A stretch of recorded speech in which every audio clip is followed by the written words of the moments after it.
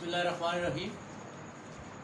السلام علیکم عزیز طلباء، آپ نے گزشتہ دنوں مرزا فرد اللہ بیگ کا شخصی خاکہ ایک نصیحت کی تعمیل کا ابتدائی حصہ پڑھا تھا۔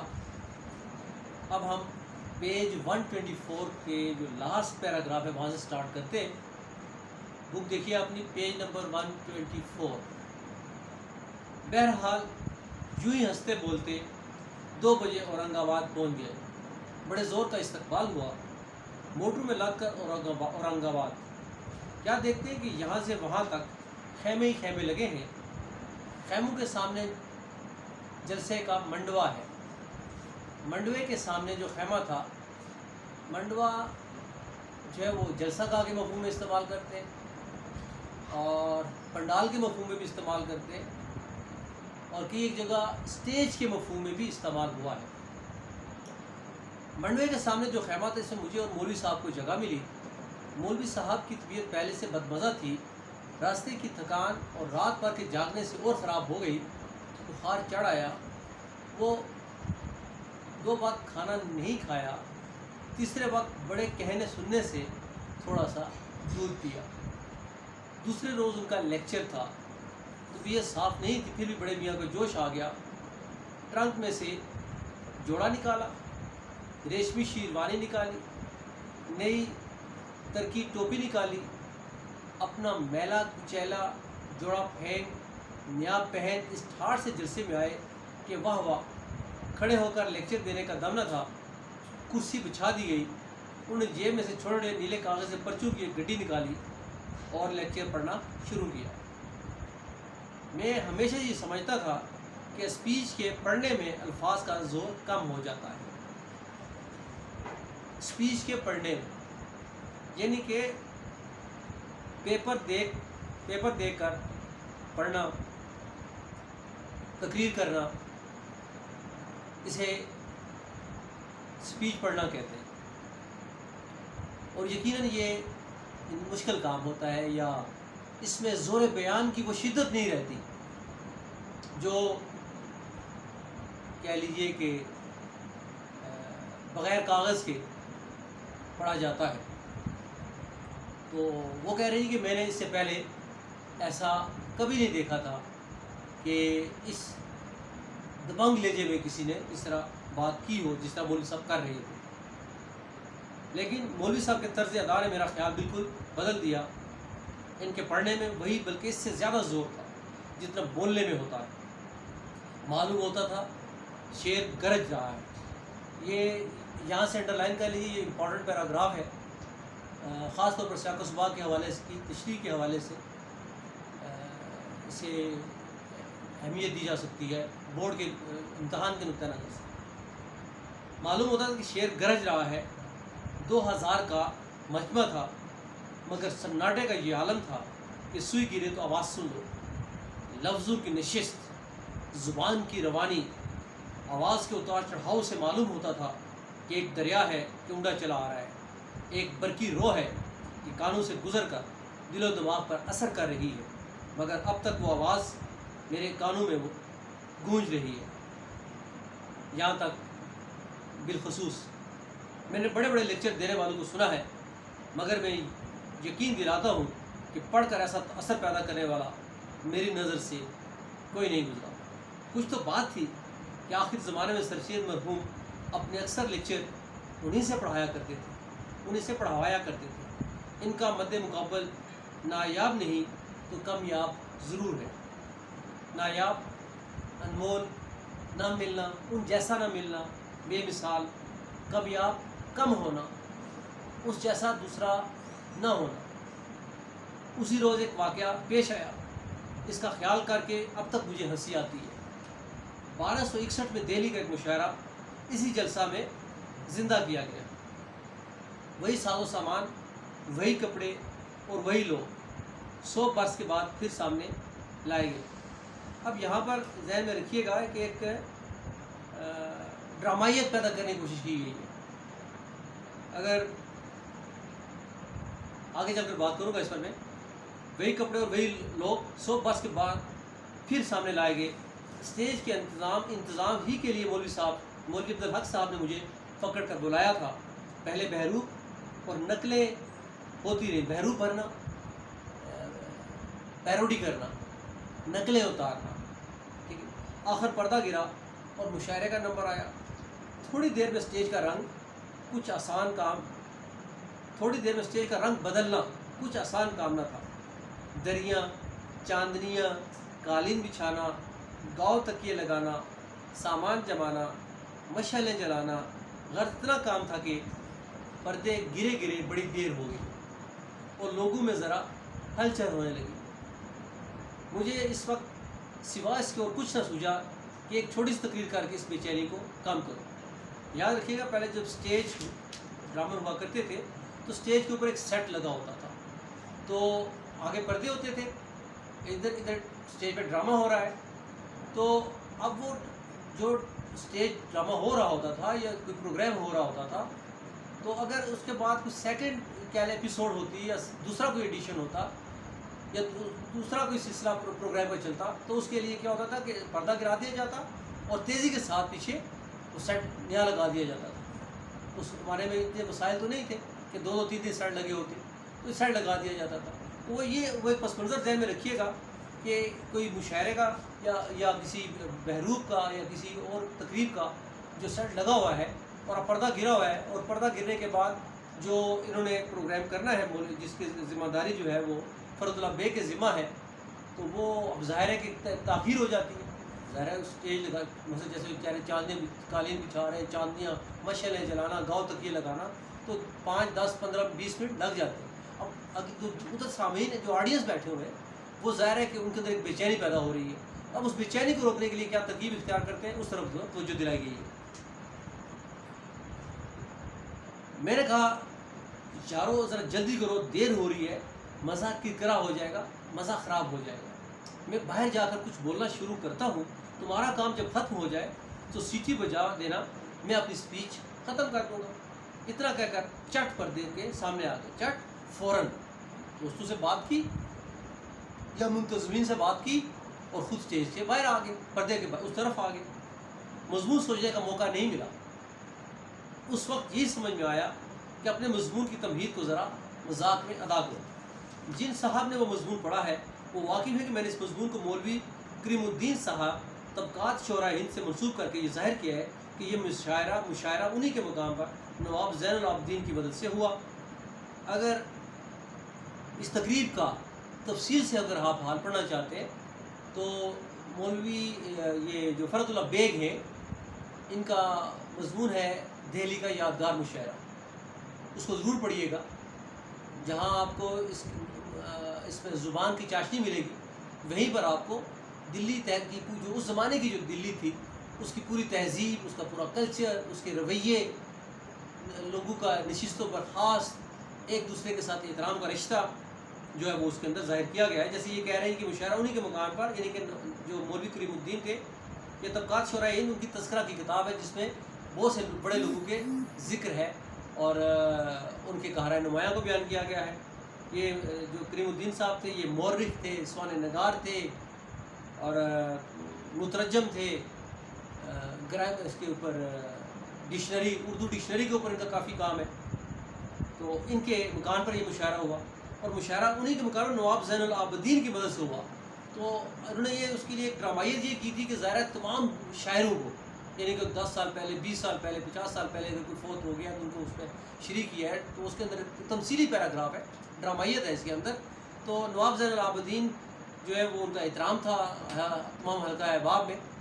تو ان کی بیماری کہ ان کی خواہش ہے کہ مرنے سے پہلے وہ ایک مشاعرہ دیکھنا چاہتے ہیں. تو یہ اس پس منظر میں ہے کہ نواب زین العابدین کی جو مدد سے, یعنی کہ ان کے حوالے سے, کہ ان کی فرمائش پر یہ مشاعرہ ہو رہا ہے. تو اس پہ پھر لوگوں نے, یعنی کہ جو نہیں بھی آنا چاہتا تھا وہ ان کے احترام میں, ان کی آخری خواہش کی احترام میں وہ اس میں شریک ہوئے. چنانچہ میں نے اپنے لیکچر میں ابتدان اس زمانے کی دہلی کا نقشہ کھینچا اور پھر مولوی کریم الدین صاحب کا پانی پت سے آنا, دہلی آنا مزاحیہ پیرائے میں بیان کیا. ان کی پھٹی ہوئی جوتیوں, ان کے خاک آلودہ کپڑوں, ان کی وحشت زدہ شکل اور ان کی مفلسی کا نقشہ خدا جانے کن الفاظ میں کھینچ کیا. پھر ان کے دہلی میں آ کر تعلیم پانے, مسجد کی روٹیوں پر پڑے رہنے دوسروں کی مدد سے مطبع کھولنے کا ذکر کر کے یہ بتایا کہ آخر کس طرح اس مشاعرے کی اجازت ہوئی۔ مطبع آج کے زمانے کا پریس، اور کس طرح دہلی کے تمام شعراء اس میں جمع ہوئے۔ میں اسپیچ دینے میں سیدھا کھڑا نہیں ہوتا، یعنی کہ جب یہ اسٹیج پر تقریر کر رہے ہوتے ہیں تو یہ ان کی طبیعت میں کہہ لیں کہ ایسا انداز تھا کہ گفتگو کا، یعنی کہ حرکات و سکنات کے ساتھ بات کرتے تھے۔ ایسا نہیں ہے کہ تقریر پڑھنے کا انداز ہو، بلکہ کہہ لیجیے کہ ایک مکالماتی کیفیت ہوتی تھی کہ جیسے روبرو ڈائلاگ چل رہا ہے۔ کبھی کچھ ہاتھ پاؤں بھی ہلاتا ہوں، خدا معلوم کریم الدین کا حال بیان کریں کیوں میرے ہاتھ کا اشارہ کئی دفعہ مولوی وحید الدین سلیم کی طرف ہو گیا۔ مجھے تو معلوم نہیں، مگر جلسے میں اس نے کچھ اور ہی میں نے معنی پیدا کر لیے۔ مولوی وحید الدین کے والد بھی پانی پت سے دہلی آئے تھے، کتاب کا بیوپار کرتے تھے۔ لوگ سمجھے کہ مولوی کریم الدین ہی مولوی وحید الدین کے والد تھے۔ ناموں کے یکساں انہوں نے اس خیال کو اور تقویت دی، طاقت دی، یعنی کہ مولوی وحید الدین، مولوی کریم الدین، تو یہ ان کے ناموں کی جو کہہ لیجیے کہ ایک ہم وزن ہونا، تو اس سے لوگوں میں یہ تاثر گیا کہ جی وحید الدین کے والد جو تھے وہ کریم الدین تھے۔ تو اب جو ہے مولوی صاحب سے وہ مولوی صاحب سے یہ پوچھتا ہے، مولوی صاحب کیا مولوی کریم الدین آپ کے والد تھے؟ اب انہوں نے یہ یعنی کہہ لیجیے کہ جان بوجھ کر یہ کام نہیں کیا، لیکن اتفاق سے اس میں ایسا ہوا کہ لوگوں نے کریم الدین کے حوالے سے مولوی وحید الدین صاحب کو طرح سے چھیڑنا شروع کر دیا۔ اب اس کے بعد ان کے کیا انداز ہے وہ ذرا سنیے گا۔ مولوی صاحب کے تاؤ کچھ نہ پوچھو، دل ہی دل میں اونٹے رہے، یعنی کہ تاؤ کھانا، غصہ کھانا۔ خدا کر کے 1:30 بجے مشاعرہ ختم ہوا۔ اسٹیج کے دروازے سے جو نکلتا ہوں تو کیا دیکھتا ہوں کہ مولوی صاحب دیوار سے چپکے کھڑے ہیں۔ مجھے دیکھتے ہی بفر گئے، غصے میں آ گئے، کہنے لگے فرد یہ سب تیری شرارت ہے، کریم الدین کو میرا باپ بنا دیا۔ میری کچھ سمجھ میں نہیں آیا کہ آخر یہ کیا کہہ رہے ہیں۔ بڑی مشکل سے مولوی صاحب کو ٹھنڈا کیا، وہاں سے لے جا کر خیمے میں بٹھایا، پان بنا کر دیا، سگریٹ پیش کیا، جب جا کر ذرا نرم پڑے اور واقعہ بیان کیا۔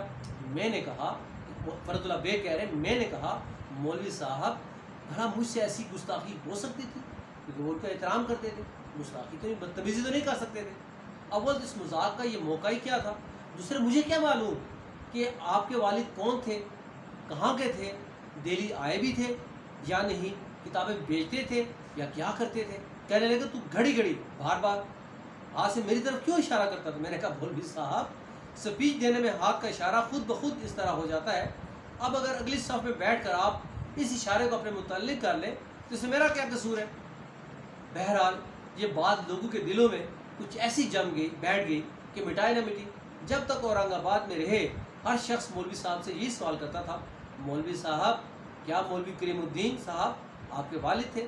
یہ کبھی تو ہنس کر چپ ہو جاتے، کبھی صرف جھڑکتے تھے، کبھی جل کر کہتے جی ہاں میرے والد تھے، کچھ آپ کا دینا آتا ہے۔ اورنگ آباد سے واپس آنے کے بعد میرا ان کے ہاں آنا جانا بہت ہو گیا تھا۔ جب کچھ لکھتا پہلے ان کو جا کر سناتا، بڑے خوش ہوتے، تعریفیں کرتے، دل بڑھاتے۔ ہائے ان کے گھر کا نقشہ اس وقت آنکھوں میں پھر گیا۔ گھر بہت بڑا تھا مگر خالی ڈنڈھار، ویران، غیر آباد۔ 60 روپے مہینہ کرایہ دیتے اور اپنی اکیلی جان سے رہتے، نہ بال نہ بچہ نہ ماما، نہ بال نہ بچہ نہ نوکر نہ ماما نوکرانی کو بولتے۔ میں گیا، باہر کا دروازہ کھٹکھٹایا، آواز آئی کون؟ میں نے کہا فرد۔ اسی وقت کرتا پہنے ہوئے آئے، دروازہ کھولا، اندر لے گئے۔ برآمدے میں ایک بان کی چارپائی پڑی ہے، 2-3 تختے جڑی ٹوٹی پھوٹی کرسیاں ہیں، اندر ایک ذرا سی دری بچھی ہے۔ بان کی چارپائی، کھردری چارپائی جو ہوتی ہے نا، کہ مونچھ کی رسی کی جو بنتی ہے، وہ بان کی چارپائی ہوتی ہے۔ اس پر ایک میلی چاندنی ہے، چاندنی چادر کو بولتے ہیں۔ مثلا نیچے قالین اگر بچھا ہوا ہے تو اوپر اگر سفید چادر بچھا دی جائے تو اسے چاندنی بچھانا کہتے ہیں۔ 2 چار چوہا چکٹ تکیے، انتہائی میلے کچیلے تکیے تھے۔ ایک سڑی ہوئی رضائی رکھی ہے، دیواروں پر 1-2 سگریٹ کے اشتہاروں کی تصویریں ہیں اور 3-4 پرانے کیلنڈر لٹکے ہیں۔ سامنے کی دیوار کی الماری میں 5-6 کنڈا ٹوٹی چائے کی پیالیاں، کنارے جھڑی رکابیاں، 1-2 چائے کے ڈبے رکھے ہیں۔ سامنے کمرے میں کھونٹیوں پر 2-3 شیروانیاں، 2-3 टोपियाँ लटक रही हैं, नीचे 3 पुराने खड़ांक जूतों के जोड़े पड़े हैं। खड़ांक खुश्क हो चुके, सूखे हुए, पहनना भी मुश्किल है जिन्हें, लेकिन वो पड़े हुए हैं। लीजिए मौलवी साहब के घर बार का ये खुलासा है। मौलवी साहब बैठे हैं, सामने 2 अंगीठियाँ रखी हैं, एक पर पानी, दूसरी पर दूध जोश हो रहा है। चाय बन रही है, खुद पी रहे हैं, दूसरों को पिला रहे हैं। एक नमक का डला, नमक का डला यानी कि नमक पत्थर की शक्ल में होता है, सॉलिड जो होता है, तो वो डला है। उस ज़माने में ज़ाहिर है पिसने का रवाज कम था या मुश्किल काम था, तो डला है, एक पत्थर पड़ा हुआ है नमक का, जिसको उसके अंदर पिलाते हैं। एक नमक का डला पास रखा है, चाय बनाई, नमक के डले को डाल दो, एक चक्कर दे निकाल लिया। बस सारे दिन का यही शगल था। घर में बर्तन ही नहीं थे, खाना कैसे पकता और कौन पकाता खबर नहीं, कहाँ जाकर खा भी आते थे। कभी मैं गया, देखा कि दरवाजे में ये बड़ा कुफल लटक रहा है, ताला लटक रहा है। समझ गया कि मौलवी साहब कहीं चरने चुगने तशरीफ़ ले खाना खाने गए। मैंने कई दफ़ा पूछा भी कि मौलवी साहब आप यहाँ कुछ पकता पकाता नहीं? कहने लगे नहीं भाई, मैंने तो मुद्दतों से खाना छोड़ दिया है, सिर्फ चाय पर गुजारा है। तुम मान लो, मैं नहीं मानता। मैंने खुद अपनी आंखों से उनको खाते और खूब खाते देखा है। हाँ, ये ज़रूर है कि अपने घर का पका नहीं खाते थे, और खाते तो क्यों कर खाते, पकाने का इंतज़ाम करना कोई आसान काम नहीं था। मामा रखनी पड़ती, सामान मंगवाना पड़ता, लकड़ी का खर्च, तेल का खर्च, नून का खर्च, गर्ज इतने खर्च कौन अपने सर बांधे, और अपनी चंगी भली चंगी जान को बैठे बैठाए रोक लगा ले। ज़ाहिर बड़ा तमाम करना पड़ता है, खाना किसी ने बनाना है, मुलाजम रखना है, तमाम करना है, तो ज़्यादा अखराजात होते। तो वो ऐसा इस रोग से बचना चाहते थे। रोग, परेशानी, गम। माजरत चाहूँगा जी।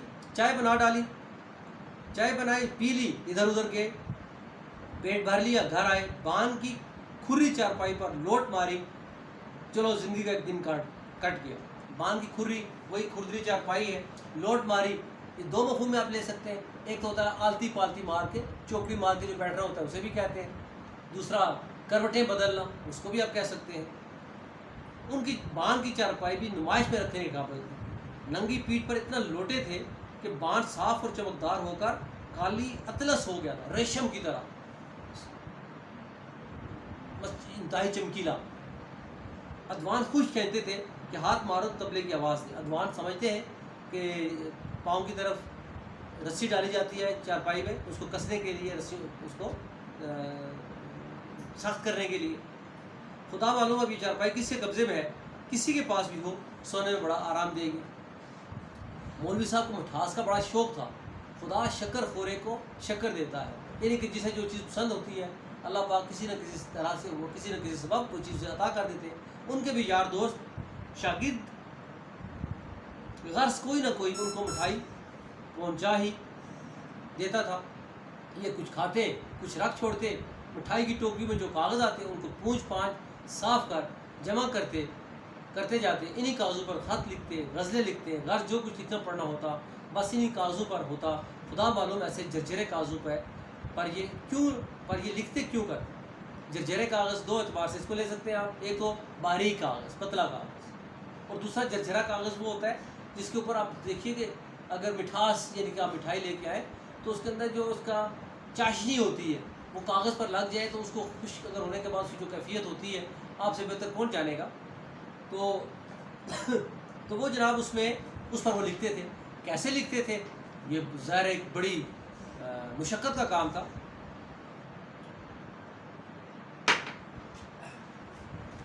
मौलवी साहब दुनिया में किसी नहीं डरते थे। हाँ, डरते थे तो मौलवी अब्दुल हक साहब से।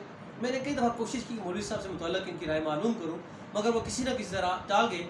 थोड़े दिन और जीते तो कुछ पूछ ही लेता। दूसरों के मुतल्लिक़ मुझे उनकी राय मालूम है। अगर इन्हीं के अल्फाज में लिखूँ तो अभी फौजदारी हो जाए, मुकदमा हो जाए, लड़ाई झगड़ा हो जाए, तो ये फौजदारी के मफ़हूम में। मौलवी साहब को इस्तिलाहात वज़ा करने का ख़ास मलका था। वो मैंने पहले भी आपसे बात की थी। ज़ुबान का इल्म, ज़ुबान को बनाने का इल्म जो है, या लफ्ज़ों की दुरुस्त जो होती है, उनकी जोड़ तोड़ कैसे होते हैं, इसमें उनको बड़ी महारत थी, मलका था, महारत थी। ऐसे अल्फाज दिमाग से उतारते कि बायद शायद یعنی کہ انتہائی مناسب بات ہوتی ہے. جہاں ثبوت طلب کیا انہوں نے شعر پڑھا اور کسی نہ کسی بڑے شاعر سے منسوب کر دیا. ہزاروں اشعار انہیں یاد اور اسی حوالے سے ریفرنس کے طور پر پیش کر دیتے ہیں. جیسے آج ریسرچ ہوتی ہے تو آپ ریفرنس بکس پڑھتے ہیں یا ریفرنس دیتے ہیں، تو ادب کی دنیا میں جو اساتذہ کے اشعار ہوتے ہیں وہ کہہ لیں کہ ایک مستند ہے، سند کا درجہ رکھتے ہیں، اور وہاں پر یعنی کہ اس پر پھر اگر کسی کی ریفرنس آ جاتا ہے تو ویسی گنجائش ختم. تو مولوی عبدال صاحب یہ جو تھے فرد اللہ بیگ، انہیں ہزاروں اشعار یاد تھے، تو ریفرنس کے طور پر جب یہ اشعار پڑھتے تو پھر اگلا بندہ لاجواب ہو جاتا. اب خدا بہتر جانتا ہے کہ یہ خود ان کا شعر ہوتا تھا یا واقعی اس شاعر کا. بھلا ایک لفظ کے لیے کون دیوان ڈھونڈنے بیٹھے، اگر کوئی تلاش بھی کرتا تو اور وہ شعر دیوان میں نہ ملتا تو یہ کہہ دینا کیا مشکل تھا. یہ غیر مطبوعہ کلام ہے. غیر مطبوعہ ایسا کلام جو شاعر نے چھپوایا نہیں ہے، بلکہ یا تو کہہ لیں کہ چھاپنے والے کی نظروں سے اوجل ہو گیا، یا پھر انہوں نے اس کو متروک کر دیا، ترک کر دیا، رد کر دیا. لیکن وہ کلام تو اپنی جگہ پر موجود ہے. جیسے آپ نے دیکھا ہوگا کہ بلکہ آپ کی لائبریری میں یہ کتابیں موجود بھی ہیں کہ علامہ اقبال کا کتنا ہی متروک کلام ہے، جو کہ ان کی جو چھپی ہوئی کتاب جیسے بانگ درا ہے، بال جبریل ہے، ضرب کلیم ہے اور دوسری کتابیں، ان سے ہٹ کر کتنا ایسا کلام ہے جو اس سے ہٹ کر بعد میں لوگوں نے متروک کلام کے نام سے شائع کیا ہے، اور وہ اپنی جگہ پر موجود ہے. اب خدا بہتر جانتا ہے کہ یہ خود ان کا شعر ہوتا ہے یا واقعی اس شاعر کا. بھلا ایک لفظ کے لیے کون دیوان ڈھونڈنے بیٹھے، اگر کوئی تلاش بھی کرتا اور شعر دیوان میں اور وہ دیوان میں نہ ملتا تو کہہ دینا کیا مشکل کام تھا کہ یہ غیر مطبوعہ کلام ہے. انگریزی بالکل نہیں جانتے تھے، مگر انگریزی اصطلاحات پر پورے حاوی تھے، انگریزی زبان کے سنوں سے واقف تھے. یہی نہیں بلکہ یہاں تک جانتے تھے اس لفظ کے کیا ٹکڑے ہیں، ان ٹکڑوں کی اصل کیا ہے اور اس اصل کے کیا معنی ہے. اس بلا کا حافظہ لے کر آئے تھے کہ ایک دفعہ کوئی لفظ سنا اور یاد ہو گیا. یعنی کہ ان کی حافظہ اتنا مضبوط تھا کہ اگر ایک بات وہ سن لیتے کوئی بات تو پھر انہیں بھولتی نہیں تھی. الفاظ کے ساتھ انہوں نے اس پر بھی بہت غور کیا کہ انگریزی میں اصطلاحات بنانے کے کن اصولوں کو پیش نظر رکھا گیا ہے. انہی اصولوں کو وہ اردو کی اصطلاح وضع کرنے میں کام میں لاتے اور ہمیشہ کامیاب ہوتے. جو انگلش گرامر کے جو اصول اور ضابطے تھے وہ اردو میں انہوں نے ان کو استعمال میں لایا اور کامیابی سے استعمال کیا. میری کیا اس وقت سب کی رائے ہے کہ اصطلاحات بنانے کے کام میں مولوی وحید الدین سلیم اپنا جواب نہیں رکھتے تھے. اب ان کے بعد ان کا بدل ملنا دشوار تو کیا ناممکن ہے. یعنی کہ ان کی وفات کے بعد ان جیسا کسی کا ملنا انتہائی مشکل ہے یا ناممکن ہے. عربی اور فارسی میں اچھی دسترس تھی، مہارت تھی، مگر اردو کے لیے بنے تھے اور اردو ان کے لیے خوب سمجھے تھے اور خوب سمجھتے تھے اور خوب سمجھاتے تھے. زبان کے جو نکات وہ اپنے شاگردوں کو بتا گئے، اس کا نتیجہ ہے کہ کالج کے لوڑے وہ مضمون لکھ جاتے ہیں جو بڑے بڑے اہل قلم کے حاشیہ خیال میں بھی نہیں آتے. کالج کے لوڑے، کالج کے نوجوان، یعنی کہ آج جو ان سے پڑھے ہوئے لوگ بچے تھے، وہ ایسے مضمون لکھتے کہ جو بڑے بڑے اہل قلم، بڑے لوگ، ان کے حاشیہ خیال، یعنی کہ ان کے خیال میں بھی جو بات نہیں آتی وہ بات نہیں آ سکتی جو عام بچے جو مولوی وحید الدین کے اسٹوڈنٹ تھے وہ ان کی قربت میں رہ کر جو انہوں نے سیکھا تھا اس سے انہوں نے بڑا فائدہ اٹھایا. ایسے بے مثل اساتذہ بے شمار ہیں کہ ان کے نقش جو ہے وہ اسٹوڈنٹس کے ذہن پہ تعمر رہتے ہیں. آپ کو بھی ایسے کئی ایک اساتذہ سے واسطہ ضرور پڑا ہوگا کہ جن کی یادیں، خوبصورت یادیں آپ کے ذہن پہ نقش ہوں گی.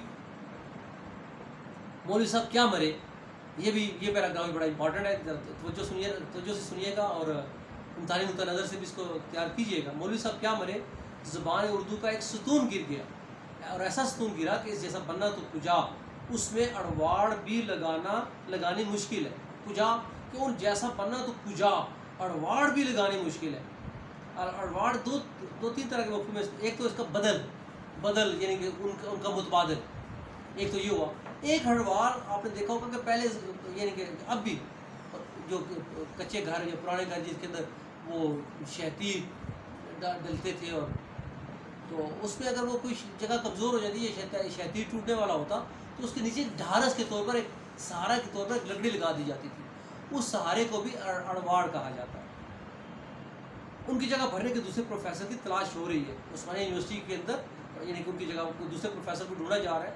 مگر عثمانیہ یونیورسٹی کے ارباب حل و عقد لکھ رکھے ہیں کہ ارباب حل و عقد صاحب اختیار بڑے لوگ انتظامیہ یہ جان لے کہ چاہے سرے سے سرے تک ہندوستان چھان مارو، پورے ہندوستان کے اندر آپ صاحب علم و دانش ڈھونڈنا چاہو ڈھونڈو.